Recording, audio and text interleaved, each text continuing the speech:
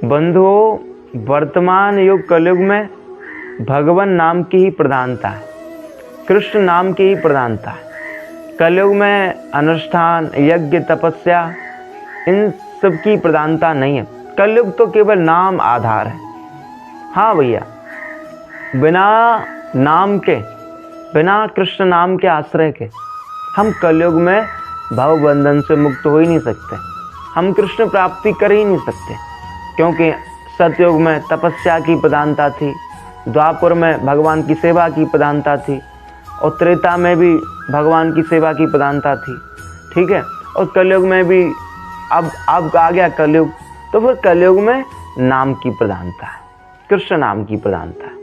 इसलिए कृष्ण नाम का जप करो, हरि नाम का जप करो, जैसे भी हो सके भगवान के नामों से प्रीति करो। और बंधुओं, आप जैसे भी कृष्ण नाम का जप कर सकते हो करो, चाहे भाव से, चाहे कुभाव से, चाहे गुस्से में करो, चाहे हंसकर करो, बस भगवान का नाम लो।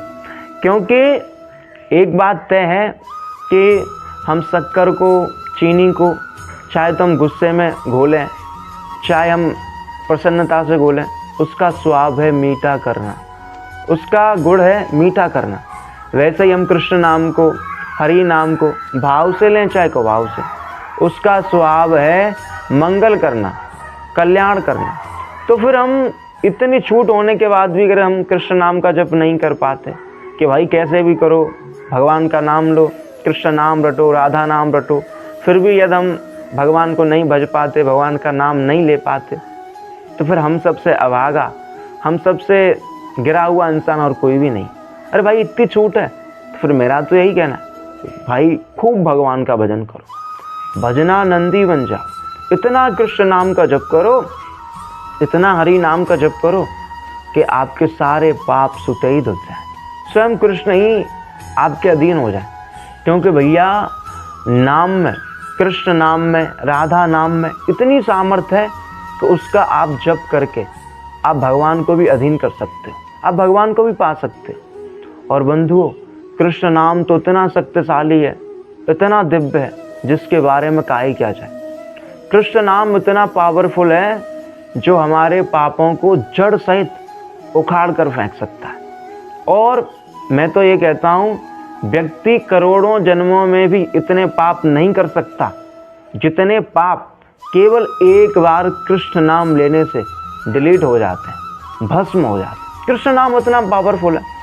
और कलयुग में तो ये समझ लो कि भगवान ने अपनी सारी शक्ति, अपने तीर्थों की शक्ति, अपने रूपों की शक्ति, अपने लीलाओं की शक्ति, अपनी सर्वशक्ति अपने नाम में ही भर दी। यानी कि यदि कोई कृष्ण नाम लेता है, यदि कोई कहता है कृष्ण, तो ये समझ लो कि उसने भगवान को पा ही लिया। यदि कोई कहता है हरे कृष्णा, तो फिर राधा कृष्ण दोनों ही आ गए, क्योंकि हरे का अर्थ है राधा और कृष्ण का अर्थ है तो कृष्ण ही है। तो फिर जैसे भी हो सके, भाव से, कुभाव से, भाई इतनी छूट है कि भाव से करो, चाहे कुभाव से करो, कैसे भी करो, गुस्से में करो, हंसकर करो, कैसे भी भजो, भगवान को भजो, आपका कल्याण हो ही जाएगा, आपका मंगल हो ही जाएगा। इसलिए भगवान को भजो, कृष्ण को भजो, कृष्ण नाम का आश्रय लो, हरि नाम का आश्रय लो, क्योंकि कृष्ण नाम ही कलयुग में आपको भव बंधन से मुक्त कर सकता है। हरि नाम ही आपको जन्म मृत्यु से बाहर निकाल सकता है। इसलिए खूब भगवान का भजन करो, खूब भगवान के नामों का कीर्तन करो। राधे राधे।